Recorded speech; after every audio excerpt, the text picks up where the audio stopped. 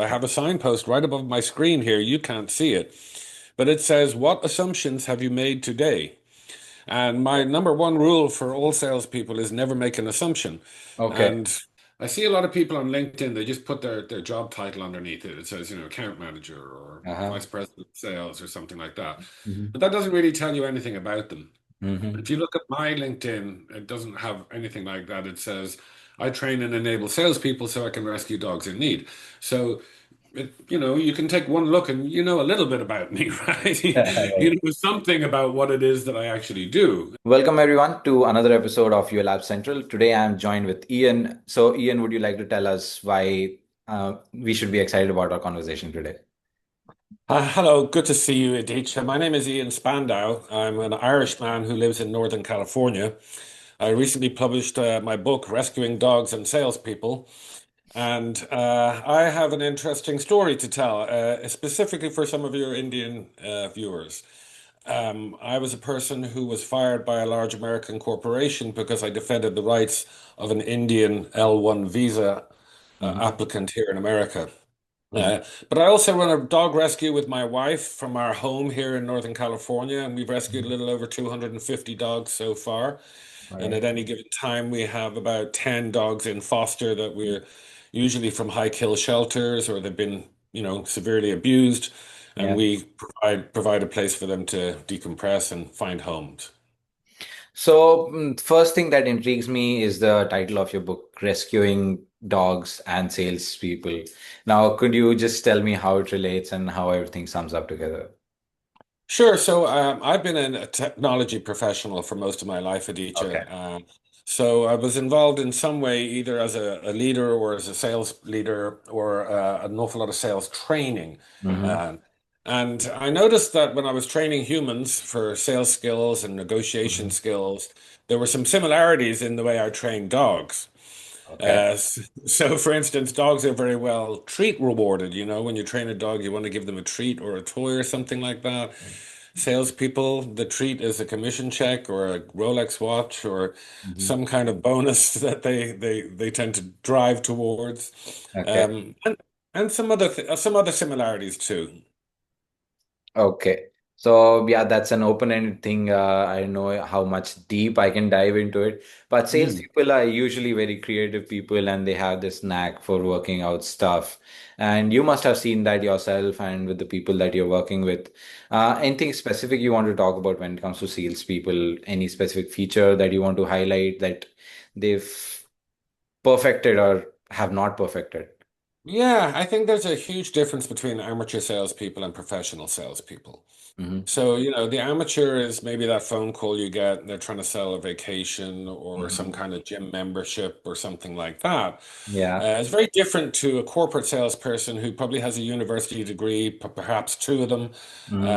is an expert in their particular field on whichever Yeah. their technology might be. Hmm. So I've always felt a great sense of I feel very a lot of empathy for salespeople because they all tend to get branded with, oh, it's another salesperson. They just want to make money. They don't Yeah. care about me. They Hmm. just want to run off with their commission check. Hmm. And I feel again back to dogs as well. A lot of the dogs that we get were abandoned. They were tied up somewhere or they were locked into something, and they didn't really have a lot of choices. They weren't the masters of their own destiny.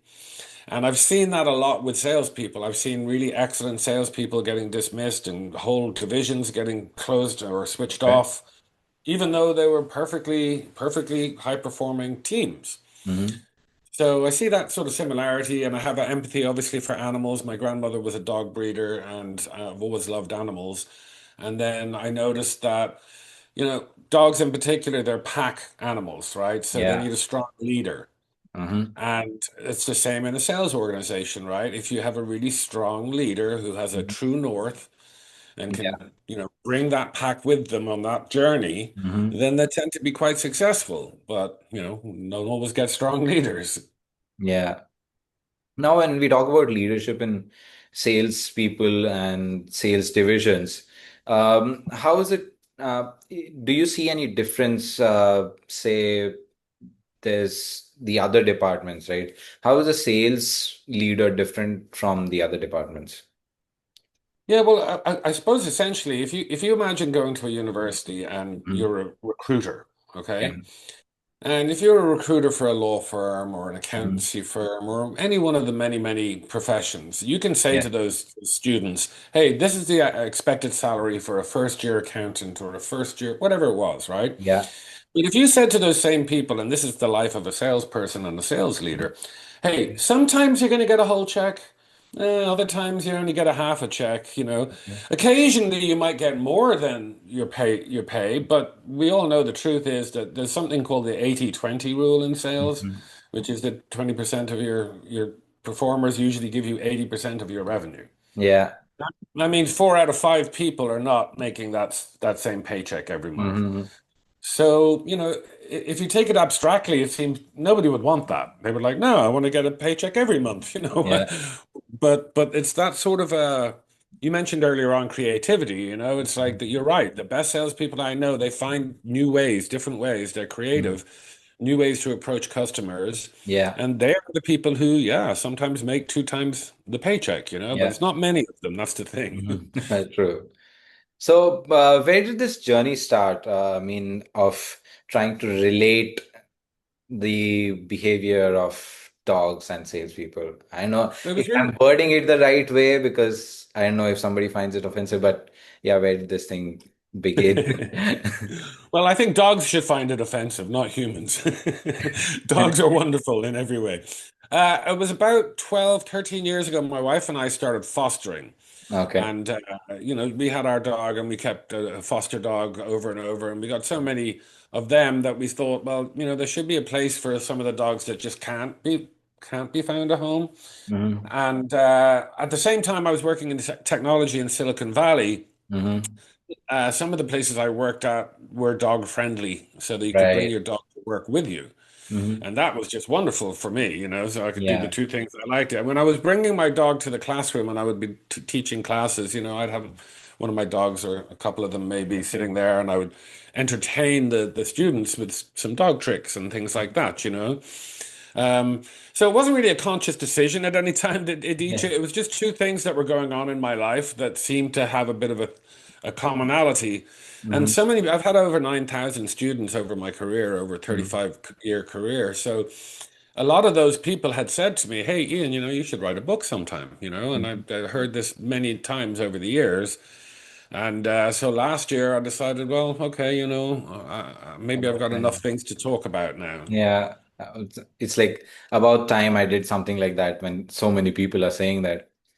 Yeah. Uh, Now, about foster dogs and dogs in general, you've got this love for them. Uh, how do you find it when the general, your friends or other people you know professionally reacting to when you have so many foster dogs at home or in a facility? Well, it's funny that some of my friends, we live in a rural area, so we're Mhm. we're not really near any major cities, about an Okay. hour away from Sacramento. Okay. But I have friends from Europe who come visit specifically because they love dogs. And Right. they spend a week or two here and they work with us and they help us with the training and the feeding and the exercising and that kind of stuff. Each summer, we usually bring over a couple of interns, and they're typically, teenagers or school leavers Hmm. who want some experience working for a nonprofit. They love dogs, obviously. Yeah. And then we house them here for a couple of weeks and they help us out and they, get a bit of a vacation, I suppose you'd say as well. Now, thanks for bringing that up about interns. Because, yeah, when they're young, when people are young, they have this knack for picking up things very fast and they're open to opportunities. But when you talk about interns, there's this thing that about obviously paid and unpaid, that's a different ball game altogether. But how do you introduce the activity of sales when you say that you have interns and then you give them some training and stuff like that? Well, the interns would only be for the dog rescue work. Okay. So what I'm helping them with is, well, actually, that's not strictly speaking correct. I do often give career advice because a lot of Mhm. times they're close to going to university or choosing Mhm. their career or something like that. And I've been an employer and I've been a coach for many years. So Mhm. a lot of times I will give them some career advice, but mostly it's about how to train a dog, how to behave around particular breeds, Mhm. exercise. Excuse me. and just educating them so that if they themselves Mhm. become dog owners later in life, Yeah. or then they know how to be a responsible pet owner. Now, talking about salespeople that you've worked with, is there any trend that you see in all the people that you worked with? Is there some specific bad habit that you've seen that all of them have, and something that in general can be improved? Yeah, absolutely. I've got an easy one for you. I have a signpost right above my screen here. You can't see it, but it says, "What assumptions have you made today?" And my number one rule for all salespeople is never make an assumption. Okay. And when I think about all of the deals that I was involved in over the years, any of the ones that, we got a surprise and it was like, oh dear, that didn't work out the way we thought it was, Mhm. there was always an assumption in there that we had gotten Mhm. wrong. Always. So, my advice to any salespeople is take each and every single sales cycle as a completely new individual thing. It has nothing to do with the last one or the one before that, or, it really is every single opportunity has to be seen as a brand new thing, and none Mhm. of the habits or none of the patterns that may have happened to Mhm. you before are necessarily going to happen. But what would you say about following systems and processes? How do you incorporate it? Well, I've worked in a couple of large organizations and also Mhm. some smaller startups, with just 150, 200 people, that type of size. There's Mhm. a inflection point, I think, in a company's growth when they Mhm. have to really focus on systems, right? Okay. It's a growth challenge. Most of the smaller startups I've worked at, they've been kind of bootstrapping things, Yeah. right? They didn't have every tool that they needed and they Mhm. used a lot of spreadsheets and things like Yeah. that. But eventually, then they would, eventually get a LMS or a CRM or something like that, Yeah. as they grew. Right. Uh, the problem or the challenge, and this happens, I've read a lot of books on this particular subject, is that company gets to 400 or 500 staff, they're starting to make a lot of money, they're starting to Mhm. grow quickly, but they Mhm. don't invest in those processes. Right. So, it becomes a kind of roller coaster ride for a lot of the Yeah. employees. There isn't a mapped out learning path or anything like that. Mhm. And yeah, some companies have tripped up on that particular piece. So, at what point would you suggest them to invest in that practice? It varies from, industry to industry, time, Mhm. space to space. I would say once your sales organization has more than 30 individuals in it, Mhm. and that might be, 5 or 10 hunters or BDRs and a few Mhm. account managers, some solution engineers. By the time you have a couple of everything, Yeah. that's when you need to start writing things down, right? That's when Yeah. your institutional knowledge is going to be very important. Not everybody is going to stay, and Mhm. some of those people will leave with everything they've learned inside their brain Mhm. and not anywhere that anyone else can learn it. So, around 30, something like that, usually at Yeah. each, and maybe a few more sometimes. Now, since you talked about people leaving, there's this thing with entrepreneurs, business owners, of the reluctance to invest in the team itself, okay, which basically stems from the fear that they will leave once Yeah, they've learned from what has been yeah, invested into them. yeah. What is some way that you feel businesses could retain salespeople So I specific, remember a story from Oracle when I worked at Oracle in Redwood right? Shores. There was a sales leader who had a proposal in front of him for quite a heavy investment in sales training.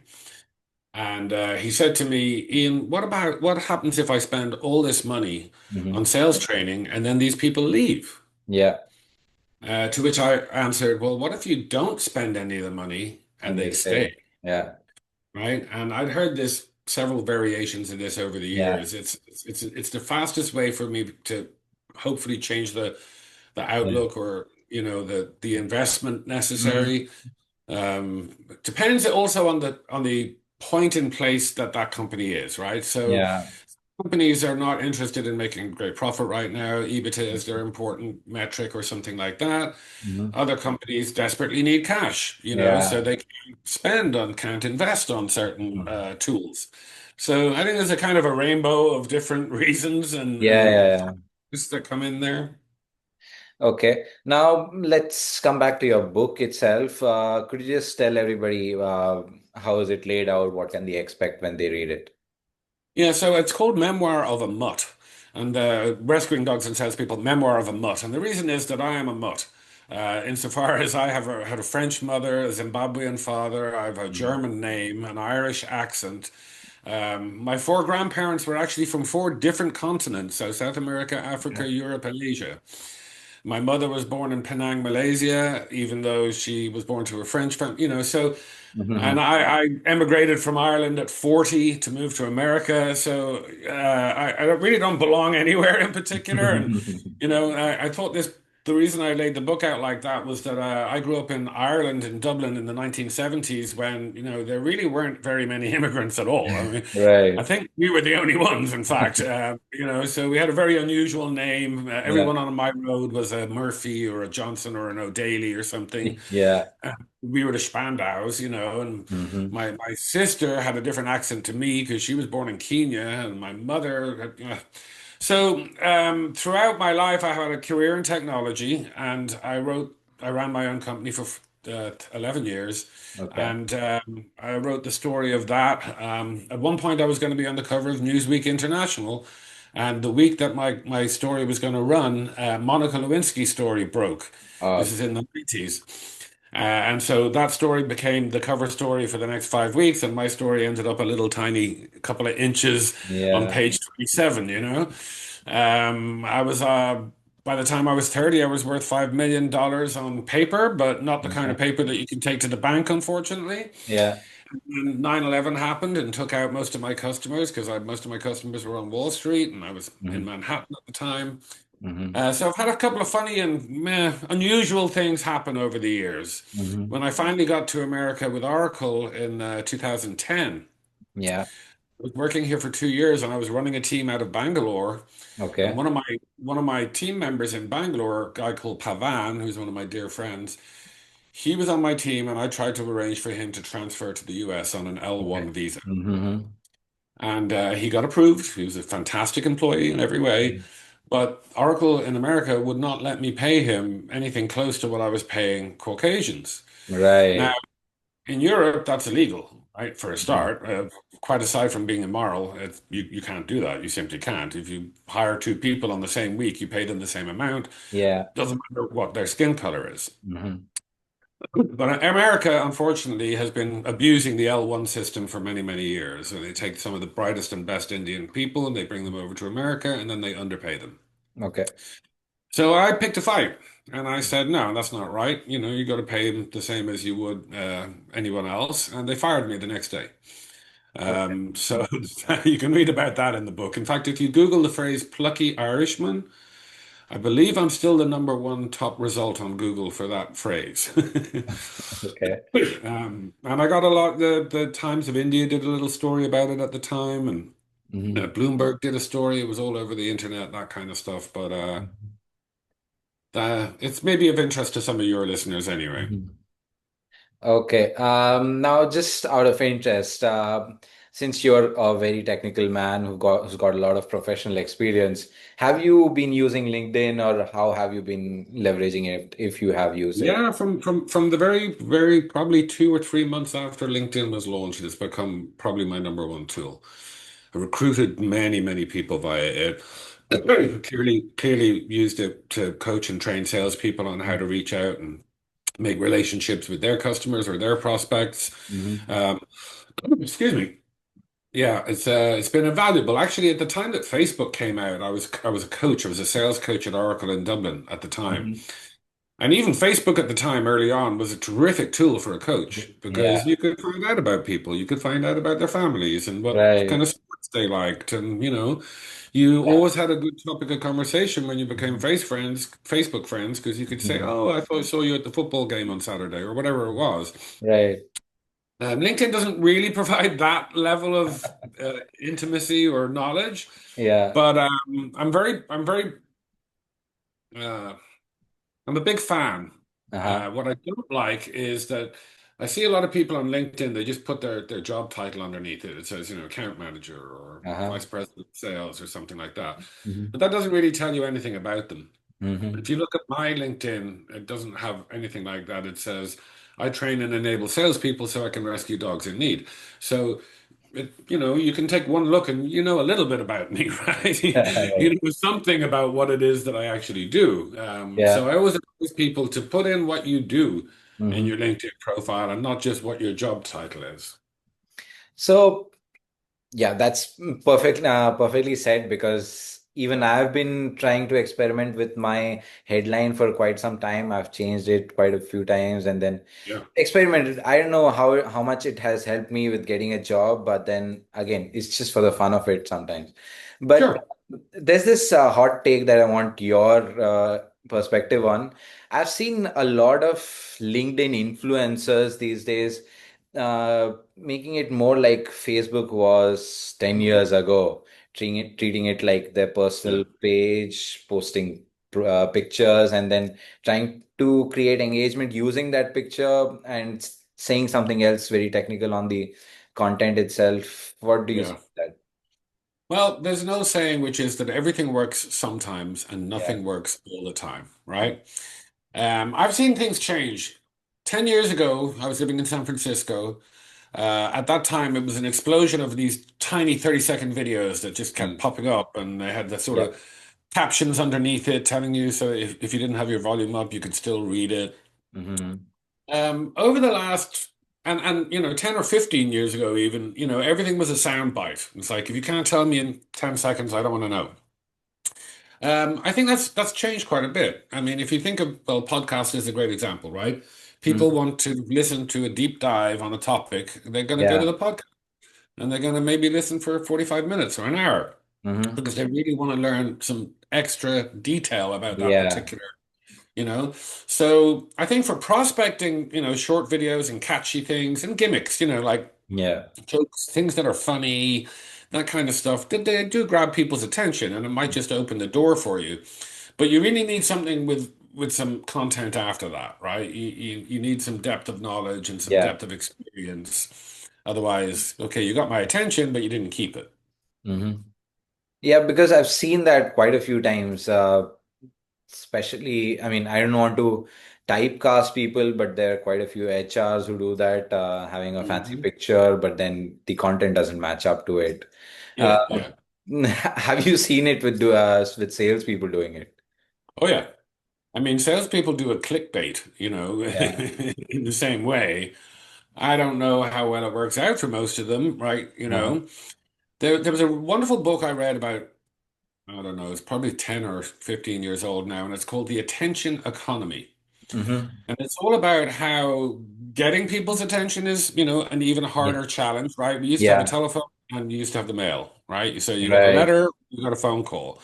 But Hmm. now there's 19 different ways of getting someone's attention, right? On Right. LinkedIn and everything else. And then keeping their attention, right? Again, if you and I went to a meeting 15 years ago, we were the only thing happening in that meeting, right? It Yes. was pretty easy to stay focused. Right. Now, I've got text messages blowing up my phone and I've got LinkedIn messages coming in here and I've got Hmm. pop-ups on the bottom of my screen from Slack and there's a Yes. hundred other things that are just there to Right. sort of distract you now. Correct. So, sound like I'm an old school guy here, but going back to giving people 100% of your attention when you're with them in a Hmm. meeting, switching Hmm. off your phone, nothing else is going to distract me. I have all my notifications on for, well, ex a good example is this podcast, right? Yeah. Just before I got on, I went Yeah. to about three of my different, TSR tools and I shut them down and I switched Yeah. them off. Nothing was going to pop up. I wasn't going to hear a ding, you Yeah. know. The only thing that is happening is my microphone keeps dropping over, but yeah, old fashioned, give people 100% of your attention for the short time that you're with them and hold on to their attention. Mhm. Now this is completely different from what we just discussed, but if you have to give a tip to anyone who's looking to foster dogs or cats Hmm. or any other pet, what would be one or two tips that you want to share? So right now in your town, wherever you're listening to this, there is a dog rescue group and Mhm. probably a public dog pound as well. Yeah. And what we have found is that a lot of times dogs will choose their adopters. The easiest thing for you to do is to go and visit one and just visit as many dogs as you can because a lot of times, and I really mean a lot of times, I would say probably 50% of the time for us, somebody will come here to visit one particular dog, another dog will just gravitate towards them and they'll end up adopting that other dog Right. because they just instantly had a bond. Uh-huh. So, the other thing I always say to people is if you have one dog, it is no more work to have two. It's in fact less work because they keep each other company all day long. All So right. if you already have a dog and you want to do something good for the world, go out to your local rescue group and tell them what kind of dog you have and tell them you'd like a buddy for that dog, Hmm. and they will find one for you. Hmm. We have taken dogs from as far as Azerbaijan Okay. to California to rescue them and rehabilitate them, and they are now living a fantastic life in a farm here in Um, California, So there's the right adopter for every single dog.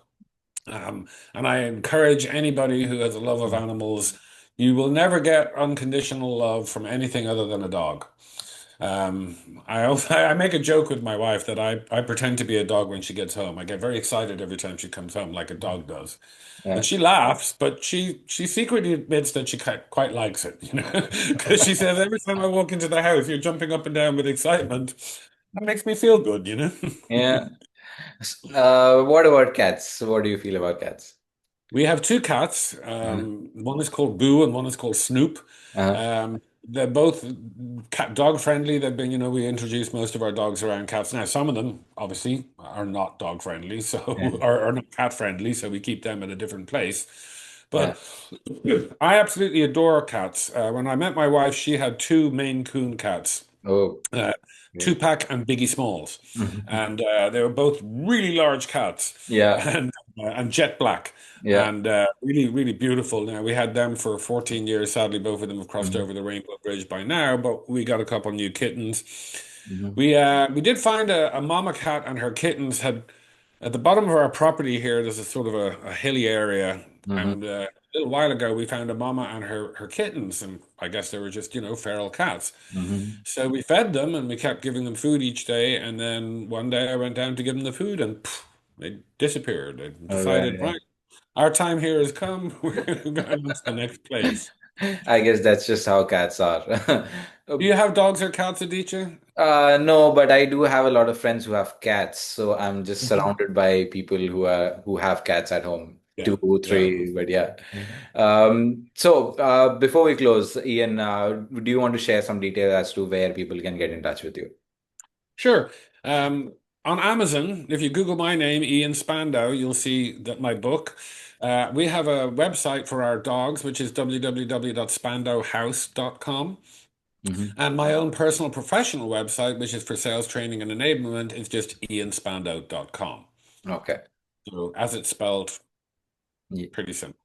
Okay, I forgot to ask this question about that getting the dog from Azerbaijan to the USA. Hmm.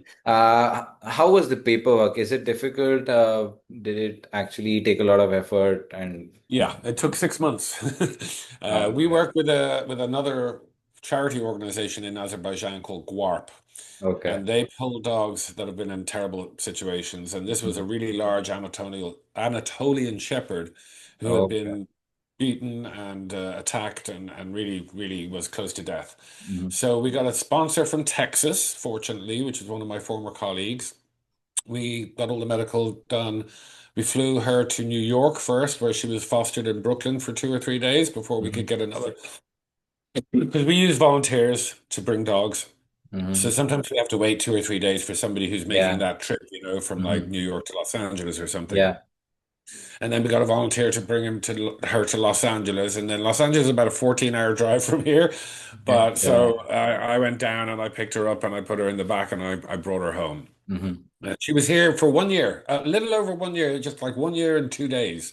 Okay. And then we found just a wonderful, wonderful adopted home. And she's on a farm now. She's taking care of goats and sheep Oh, and that's loves her wonderful. life. Yeah, Yeah. that's wonderful. Yeah. That's the impact. I mean, it's so wholesome to listen to these stories that just suddenly comes up and then, yeah, makes everybody feel good. So, Ian, Yeah, if you're interested, if you go to YouTube, you can see a video, a Spandow House Dog Rescue on YouTube, and you'll see her video from what she looked like in the beginning to where she is now. I will surely look it up. And to the viewers and the audience, yeah, if you want to check it out, do check it out. And about this video itself, if you liked it, do leave a like. If you relate to this, if you have something to add to whatever we talked about, do leave a comment, and yeah, we'll respond to that. And then don't forget to subscribe before you close the window. Thank you, Ian, for joining me in for the episode, and thanks to the audience for listening in. Great to talk to you, Aditya. Thank you. Thank you so much.